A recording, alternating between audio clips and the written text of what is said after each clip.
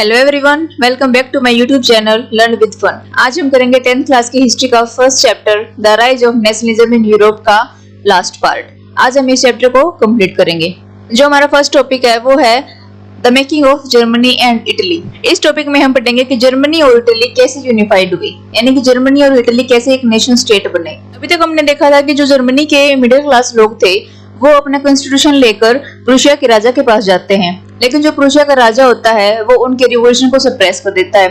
तो अब ये जो मिडिल क्लास लोग थे वो अपना कॉन्स्टिट्यूशन लेकर प्रूशिया के लैंडलॉर्ड्स के पास जाते हैं, उनसे मदद मांगते हैं। जो प्रूशिया के लैंडलॉर्ड्स हैं उनको जंकर्स ऑफ प्रूशिया भी कहा जाता है। तो ये इनके पास अपना कॉन्स्टिट्यूशन लेकर आते हैं। प्रूशिया के लैंडलॉर्ड्स हैं ये जर्मनी को यूनिफाइड कराने की जिम्मेवारी अपने ऊपर ले लेते हैं। जो प्रूशिया का चीफ मिनिस्टर था वो था ओटोमन बिस्मार्क। तो ओटोमन बिस्मार्क और उनकी आर्मी और जो लैंडलॉर्ड्स थे प्रूशिया के, ये मिलकर एक लड़ाई कर देते हैं। किसके खिलाफ? फ्रेंच, ऑस्ट्रिया और डेनमार्क। उस टाइम पर जो जर्मन रीजन हुआ करता था वो इनके कंट्रोल में आता था। किसके कंट्रोल में आता था? French, Austria and Denmark. तो इनके बीच एक लड़ाई होती है। ये लड़ाई 7 सालों तक चलती है और इसमें प्रूशिया की जीत हो जाती है और इसी के साथ जर्मनी यूनिफाइड हो जाता है। जर्मनी एक नेशन स्टेट बन जाता है और फिर जर्मनी का एक नया राजा बनाया जाता है 18 जनवरी 1871 को, जो है केजर विलियम फर्स्ट। इस राजा ने किस चीज पर फोकस किया? जो मॉडर्नाइज करेंसी थी, जो बैंकिंग सिस्टम था जर्मनी में और जो जुडिशियल सिस्टम था, यानी कि जो न्याय प्रणाली थी जर्मनी में, उस पर इसने फोकस किया। चलिए अब देखते हैं इटली कैसे यूनिफाइड होता है। 19th सेंचुरी में इटली 7 स्टेट्स में बटा हुआ था। ये जो स्टेट्स है ना, ये है सर्डेनिया, पिडमंट। इनका जो राजा था वो था विक्टर इमुलियन सेकंड। ये एकमात्र एक ऐसा राजा था जो इटली लैंग्वेज बोलता था और ये इटली के थे। अब देखो, जो इटली का नॉर्थ पार्ट था वो ऑस्ट्रिया और हम्सबर्ग के कंट्रोल में आता था और जो सेंट्रल इटली था वो पोप्स के कंट्रोल में आता था और जो इटली का साउथ रीजन था वो जो बार्बन किंग थे स्पेन के, उसके कंट्रोल में आता था। तो ये जो सर्डेनिया पिडमेंट के राजा थे, इन्होंने अपने सीएम को बुलाया काउंट कैवर और उसको इटली को यूनिफाइड कराने की जिम्मेवारी दे दी।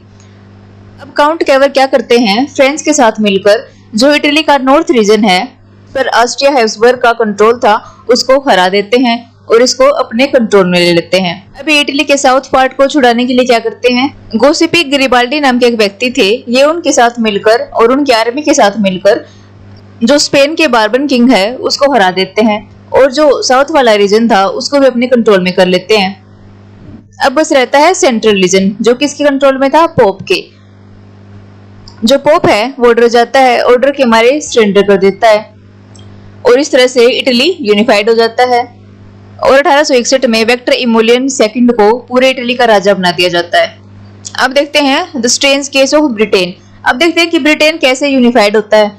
आप देख सकते हैं कि ब्रिटेन में अलग अलग स्टेट्स हैं और इन स्टेट्स में अलग अलग आइडेंटिटी के लोग रहते हैं। जैसे कि स्कॉटलैंड में स्कॉट्स रहते थे, इंग्लैंड में इंग्लिश रहते थे, वेल्स में वेल्स लोग रहते थे और जो आयरलैंड था उसमें आयरिश लोग रहते थे। इंग्लैंड में 1688 से पहले मोनार्की थी, लेकिन 1688 के बाद जो इंग्लैंड की पावर थी वो इंग्लिश पार्लियामेंट के कंट्रोल में आ जाती है। अब इंग्लैंड ने सोचा कि क्यों न अपनी टेरिटरी को बड़ा किया जाए, तो उसने सबसे पहले स्कॉटलैंड को अपने कंट्रोल में करने की सोची। तो इसलिए उसने 1707 में स्कॉटलैंड के साथ एक एक्ट ऑफ यूनियन साइन किया। अब स्कॉटलैंड और इंग्लैंड एक हो जाते हैं और मिलकर United kingdom of great Britain बनाते हैं। फिर क्या होता है? जो स्कॉटलैंड है उसके लोगों को सप्रेस किया जाने लगा, ना ही वे अपनी भाषा बोल सकते थे और ना ही अपनी पसंद का कुछ पहन सकते थे। अब ऐसा ये केस आयरलैंड के साथ होता है। आयरलैंड में 2 तरह के लोग रहते थे, एक थे कैथोलिक्स और दूसरे थे प्रोटेस्टेंट्स। जो कैथोलिक्स थे वो थे मेजोरिटी में और जो प्रोटेस्टेंट थे वो माइनॉरिटी में थे। इनके बीच आपस में लड़ाई होती रहती थी और इंग्लैंड ने इस चीज का फायदा उठाया। इंग्लैंड प्रोटेस्टेंट्स को सपोर्ट करने लगे ताकि वो आयरलैंड पर कंट्रोल कर सके। कैथोलिक्स ने इनका विरोध भी किया। 1798 में वोल्फ टाउन के नाम के एक व्यक्ति थे जिन्होंने रिवॉल्यूशन किया, लेकिन इनके रिवॉल्यूशन को दबा दिया गया और 1801 में इंग्लैंड ने आयरलैंड को अपने कंट्रोल में ले लिया और एक नया ब्रिटिश नेशन बना दिया जिसमें ब्रिटिश फ्लैग था, जिसमें ब्रिटिश नेशनल एंथम भी था और सभी लोगों में यूनिटी थी। अब देखते हैं हमारा next topic, visualising the Nations. अब जो यूरोप के आर्टिस्ट थे उन्होंने सोचा कि क्यों न अपने अपने नेशंस को एक रूप दिया जाए। विजुअलाइज होता है रूप देना। जैसे कि हमारा इंडिया है उसको किससे रिप्रेजेंट किया जाता है? भारत माता से। उन्होंने अपने अपने नेशंस को अलग अलग फीमेल फिगर्स का रूप दिया जिनको एलोगोरीज भी कहा जाता है। जैसे फ्रांस की एलोगोरी थी मैरियन और जर्मनी की एलोगोरी थी जर्मेनिया। तो ऐसे यूरोप के आर्टिस्ट ने अपने अपने नेशंस को विजुअलाइज किया। चलिए देखते हैं हमारा next topic, nationalism and imperialism. Nationalism का क्या मतलब होता है? अपने देश के प्रति प्यार। इंपेरियलिज्म का मतलब होता है साम्राज्यवाद। 19th सेंचुरी में जो नेशनलिज्म की फीलिंग थी वो इंपेरियलिज्म में कन्वर्ट होने लगी। इंपेरियलिज्म का मतलब होता है साम्राज्यवाद।